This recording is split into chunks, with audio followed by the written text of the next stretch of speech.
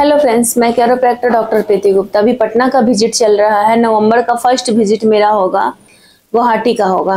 गुवाहाटी में मेरा visit date है 3 नवंबर से 7 नवंबर। एड्रेस है गणेशगुरी गुवाहाटी।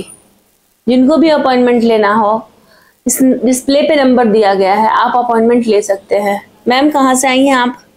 सुपौल डिस्ट्रिक्ट से। मैम मेरे पास सुपौल डिस्ट्रिक्ट से आई हैं। मैम को सर्वाइकल का प्रॉब्लम है, यानी गर्दन का नस दबा हुआ है और कमर का नस दबा हुआ है, जिसके कारण इनके पैर में दर्द जाता है, दोनों पैर में।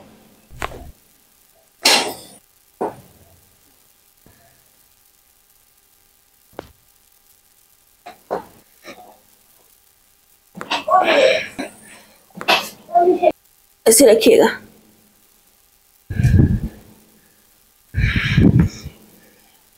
मम्मी कैसे है? मम्मी कैसे?